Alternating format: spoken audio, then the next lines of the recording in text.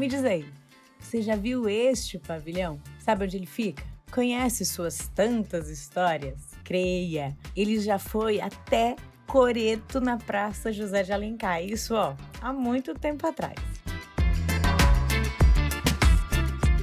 Isso só me faz ampliar esse desejo por fazer esse grande encontro, né? Poço da Draga, José de Alencar, o teatro, que é um outro espaço incrível da cidade de Fortaleza, que também merece de mais cuidados e afetos. E que nós, claro, já gravamos uns lindos programas por lá, que deve ter uma chamada aqui em algum desses lugares. Assiste lá quando você puder.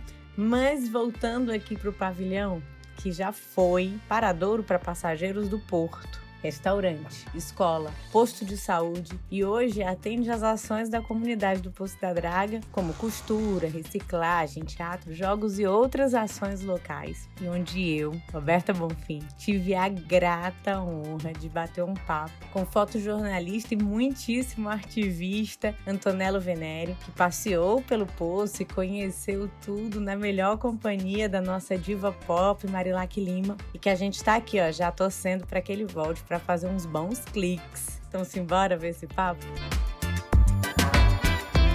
Antonello, que documentário é esse no sertão do Ceará? No sertão, estava dizendo, eu não realmente tive um momento que não estava entendendo nada da fala. E via o resto da equipe gravando que estava entendendo, porque dava, fazia assim com a cabeça.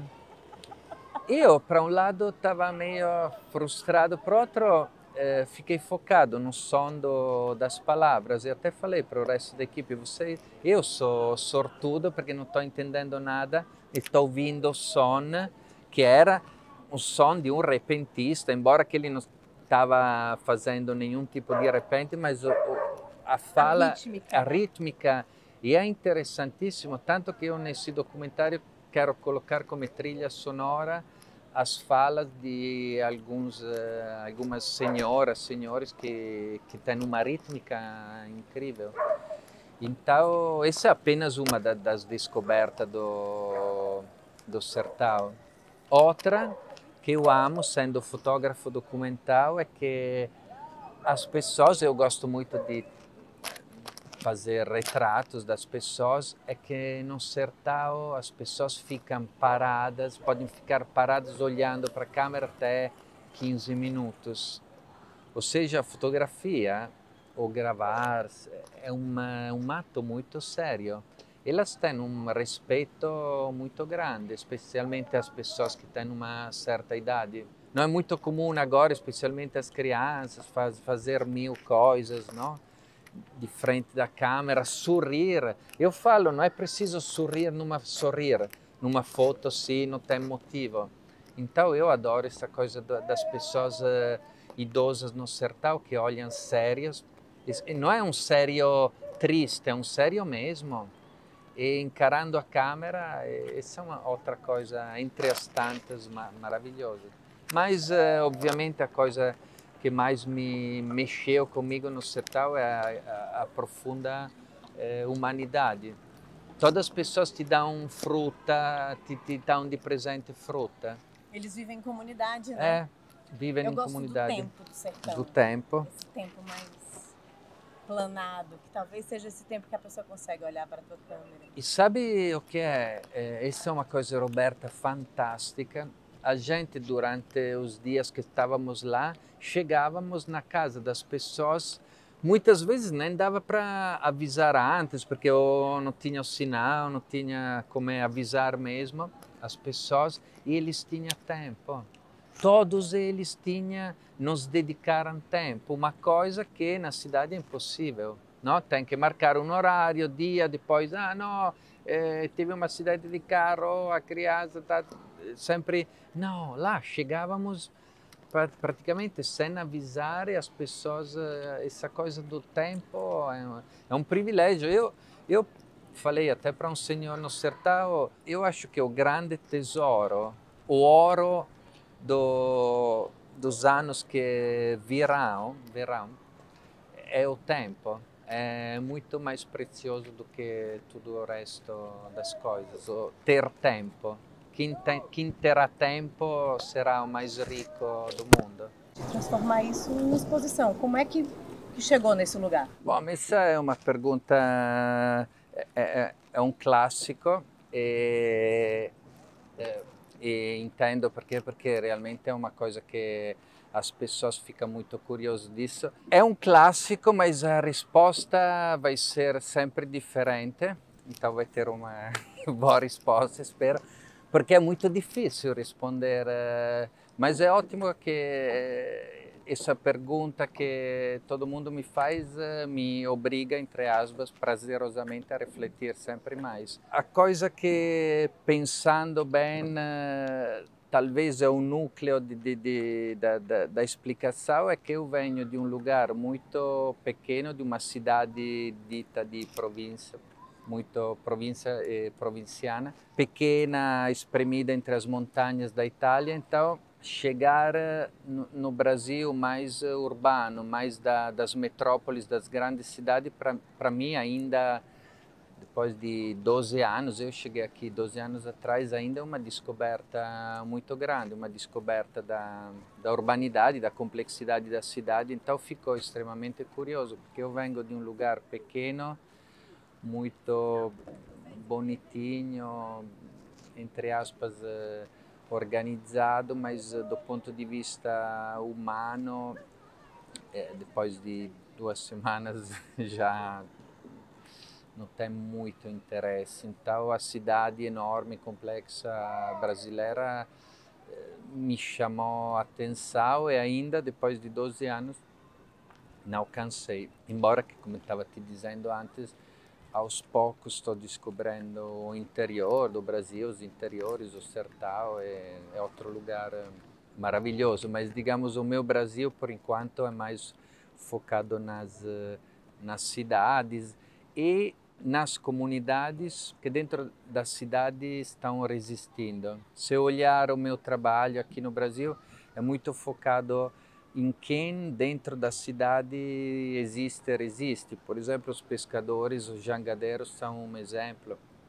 Na Maré, no Rio de Janeiro, fiz um grande trabalho sobre as famílias do Complexo da Maré, não? Em Salvador, sobre a Ladeira da Preguiça, que é praticamente muito parecido com aqui o Poço da Draga. Então, eu acho interessante, estimulante, sempre uma descoberta documentar quem dentro da cidade é a comunidade, e com todas as coisas boas e ruins. Claro, eu nunca quis fotografar apenas o lado poético. Claro que tem muita poesia, mas tem também um lado problemático. Eu sempre fotografo o que eu vejo, o que eu sinto. Mas, digamos, o meu trabalho é muito focado nas comunidades resistindo dentro das cidades. Como é que o teu lugar, esse lugar entre montanhas, estimula o olhar do fotojornalista? Como eu te falei, depois de 12 anos ainda estou muito curioso. Porque a cidade, e nem tanto a cidade brasileira, a cidade grande, a metrópole, para mim é sempre uma descoberta, que seja aqui no Brasil, ou na Itália, em qualquer lugar. Então, eu que fui criado num contexto muito pequeno, que tem um lado maravilhoso, bom, eu, apesar da minha família ser humilde, tive uma infância, digamos, saudável, não? Até do ponto de vista do climático, né? Mas acho que me faltou sempre essa coisa das grandes cidades, não? Da energia enorme dos extremos. Talvez seria isso. Eu estou muito tenho um fascínio muito grande pelos extremos, não? Da um ponto de vista documental. A minha vida pessoal é super chatinha, até chatinha. Um tédio. Não, é super equilibrada, não tenho nenhum vício, é muito... Mas porque do ponto de vista do trabalho documental eu gosto muito de me aproximar desses extremos, então acho que é muito importante ter um equilíbrio na vida, porque senão seria realmente perdido. E como é que as religiões orixás, né, assim, como é que o candomblé, a umbanda permeia nesse lugar aí? Como é que isso me interessa? É muito curioso, né? Você olha para você, eu sou italiano, e aí ele tá mergulhado nessa urbanidade do nosso país, que também nos assusta enquanto brasileiros. A gente também não se acostumou, não, até porque, né, tá em construção. Claro. Bem como os humanos, as cidades também continuam nesse fluxo. Mas como é que tudo isso vai se encaixando? Né? Como que vem o desejo pelo Brasil, o desejo por esse olhar urbano? Porque você poderia ter vindo para o Brasil e ter migrado direto para o sertão. O sertão ele começa a te brilhar os olhos agora. Quando foi que o brilho no olho sobre todas essas coisas apareceram e como é que essas religiões orixás permeiam também o teu trabalho? A religião do candomblé veio aos poucos e felizmente no sentido que sendo estrangeiro e de fora às vezes fica, especialmente no começo, quando você chega no Brasil, e numa realidade eu morei bastante tempo em Salvador, de Bahia, no? Que é muito a parte afro-brasiliana, acho que do Brasil inteiro, é o lugar onde está mais forte e presente. Então, entre aspas, um estrangeiro poderia ficar fascinado pelo exotismo, no, dessa cultura e acabar para não sei, ter uma visão bem limitada, não? Porque é muito fácil, sei lá, você vai para o Pelourinho, vê Olodum, essas coisas, e fica fascinado, mas não é a verdadeira Salvador, não é a verdadeira afro-brasilianidade, entendeu? Então, eu sempre quis me aproximar, tentei, pelo menos, de uma forma saudável, aos poucos. Então, a minha relação com o candomblé é um exemplo disso que estou falando. Talvez é interessante falar disso para as pessoas entenderem. Eu tive a oportunidade, através da UFBA, através de uma professora da UFBA, fui contratado para fazer um documentário sobre Maistela de Oxóssi, que nas últimas décadas, na verdade, foi a referência mais importante da religião do candomblé dentro do Brasil, não? Aliás, eu acho que foi uma das autoridades culturais mais importantes do Brasil contemporâneo. Então tive a oportunidade de me aproximar de Maistela de Oxóssi, essa grandíssima Yalorixá, para esse documentário sobre as folhas sagradas do candomblé. E ao longo de 5 anos me tornei um grande amigo dela. Acabou o documentário, terminou as gravações do documentário e a gente continuou tendo uma relação com ela, a companheira, a esposa dela. Tivemos uma relação de grande amizade. Me aproximei não como às vezes acontece de um estrangeiro se aproximar, não? De uma forma um pouco superficial e exótica, mas de uma forma muito mais profunda e cotidiana. No? Que depois é o que eu faço geralmente nas outras, é a minha atitude, digamos, diária, de me aproximar de uma forma que seja cotidiana, não? Com esse olhar de quem é de fora e vê tudo tropical, não? Afrotropical, exótico, não. Eu acho que é uma troca de cotidianos. E com Maistela e o candomblé houve esse tipo de encontro muito espontâneo. Eu acho que, penso, poucas pessoas tiveram essa sorte, não, de se aproximar dessa forma. Então, foi bem saudável. Quando você faz ou o texto ou a foto, como é que tu deseja que isso interfira no outro, no lugar do outro, né? Como é que quando tu tá nesse processo de produção, o que tu deseja que alcance? É difícil. Tá fazendo umas perguntas Trabalhamos legais. com subjetividades. legais, mas muito difíceis. Trabalhamos com subjetividades. Não, mas é ótimo porque é bom refletir.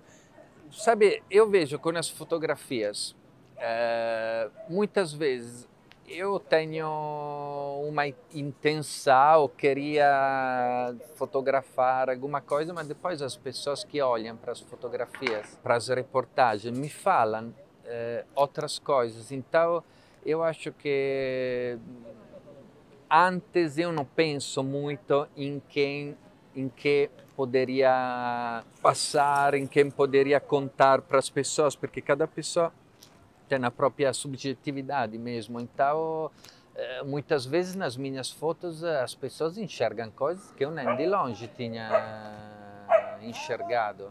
E acho que isso é o sentido da expressão de cada um, não? Eu me expresso através da fotografia, do vídeo, no meu caso, as pessoas enxergam o que elas querem enxergar.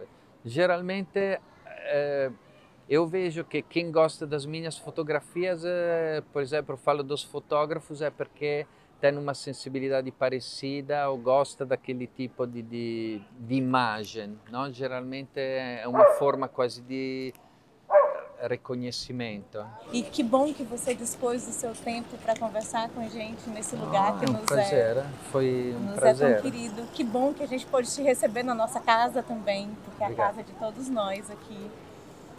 E volte, que Fortaleza seja uma das suas casas.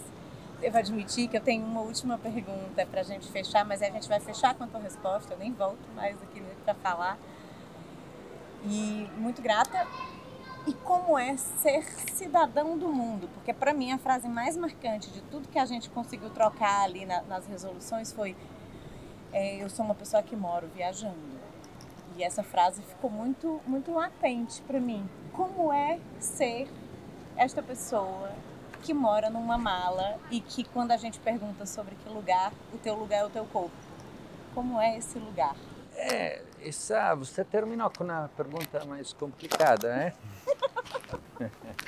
Eu realmente tenho uma mala, um computador, lente, máquina, mas não tenho muito outras coisas de importante, além da curiosidade. Eu acho que sou realmente feito de curiosidade. Desde criança eu ficava encantado com as histórias, ouvindo as histórias dos outros. Eu realmente já tinha essa curiosidade enorme pelos outros, para ouvir. Então eu acho que fiz disso um trabalho, entendeu? Cada um pode construir a própria curiosidade assim que vire um trabalho também, não? Receba os nossos abraços energéticos aí. Uma satisfação. Não, é muito legal ver uma equipe quase toda de mulheres. Não quero ser bajulador, mas é bellissimo. É. E rapidíssimas, né? E aí a gente já estava ali no Poço da Draga, encontramos outros moradores incríveis e batemos papos muito ótimos. Michel, eu estou aqui contigo e com a Roberta, que ela vai já dizer o que ela quer conversar com a gente. Agora, o que eu posso dizer sobre o Michel é que quando eu vejo o Michel, eu vejo um símbolo, sabe do quê? De gerações do Poço da Draga que desenvolveram, que estão aqui, que estão presentes, estão realizando coisas no Poço da Draga. Então, o Michel, ele vem da família da Dona Maria Pretinha, que eu conheço desde que eu nasci, a mãe dele é a Tânia, então ele já está na 4ª geração, praticamente, a 4ª geração. Então, o Michel é o menino que eu sempre vi desde pequeno, muito ativo, envolvido com tudo aqui, quer se envolver com tudo, só que assim, eu não posso falar quem é ele, quem tem que falar é ele, né? Quem é tu, Michel? Eu sou o Michel, gosto de trabalhar com planta, e trabalho com faxina, trabalho com um bocadinho de tudo, né? E aí a gente vai aprendendo nos cursos que vai tendo, a gente aprendendo. Como eu gosto de mexer com planta, fazendo no jardim, essas coisas, aí tem que fazer um pouquinho de todo mundo. E tu tá agregando lá na horta? Tá ótimo, tá ficando lá muito bom. Eu fui lá e tinha 2 melão que foi daqui, que a moça, a Marilá, que pegou e doou pra gente, né, e tal, deu. E aí os quiabo também foi da doação da Armudinha, tem quiabo. Tá muito bom, você tá rica. Ai, que lindo! Tá ficando lindo. Michel, o que faz o teu olho brilhar? A fé em Deus e que tudo dá certo. Hoje é melhor do que ontem. Todo dia tem que ser melhor pra gente, porque senão nada vai pra frente. A gente tem que ir pra frente, né? Eu acho que é isso. Fé em Deus e fazer as coisas Acontecer ali no posto da draga. acontecer. Aqui ainda mais, melhor ainda. Por que aqui ainda mais? Como eu vejo assim a história, né, do posto da Draga Verde, quando eu nasci, e eu nasci aqui. Em 1945, quando o Michel nasceu. Tem quantos anos, Michel? Eu tenho 24. Não, não parece. Parece menos, bem menos. Eu também. Eu tenho 24 anos aí, a gente vai conhecendo e tem que ajudar também, que nós é daqui, né? Isso. A gente vai ajudando a melhorar mais um pouco. Que já é bom valer a gente ajudando, vai ficar melhor ainda. É muito bom quando um morador do Posto da Draga diz isso, né? Ó, aqui é muito bom. E É lindo, porque é amor, né? também. Michel, muitíssimo grata por dispor do seu tempo. Tá bom, obrigado também. A gente você. vai estar aqui sempre e ver essa horta rica.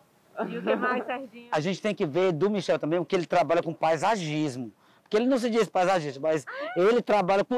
pergunte a ele aí, pergunte a ele aí. O terreno feio deixa ele bonito.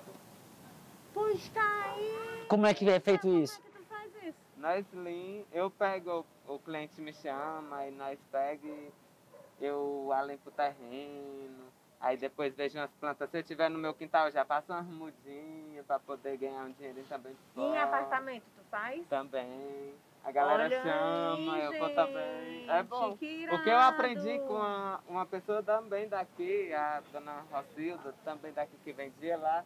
Eu aprendi com ela e faz também. Então a gente Um precisa bocadinho do seu também. contato para nessa hora a gente botar aqui, ó. Se você quiser contratar arborismo, paisagismo para sua casa, ó. Michel, Michel, se garante. você Tu já fez trabalho onde também, Michel? Eu já fiz trabalho no interior quando eu vou, na praia também quando eu fui lá em Jeri, lá em São Benedito, aqui, agora no Paracuru, onde a gente foi fazer um trabalho com um pouquinho assim de construção também, que eu gosto de construir, né? Mas deu tudo certo. Sobre a comunidade, que nós estamos todos juntos, né? Sempre. É Juntos a gente é forte e potente, né, também, Michel? nós, a comunidade, Fortaleza todinha, nós todo mundo. É.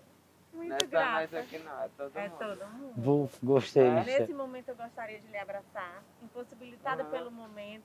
Uhum. Espero poder te dar esse abraço quanto antes. Muito grata, bom Tudo de trabalho. bom, obrigado. Muitas plantas. Agora o bufo dá, né? O bufo dá, né, Michel? O bufo dá. Obrigada, Obrigado. Michel. E aí, gostou? Mês que vem tem mais, sempre na última quarta-feira de cada mês, aqui no canal Lugar Ativistas. Chega, se inscreve, compartilha, fortalece esse movimento ativístico de nos responsabilizarmos pelos nossos lugares no mundo. Tamo junto. Até logo menos.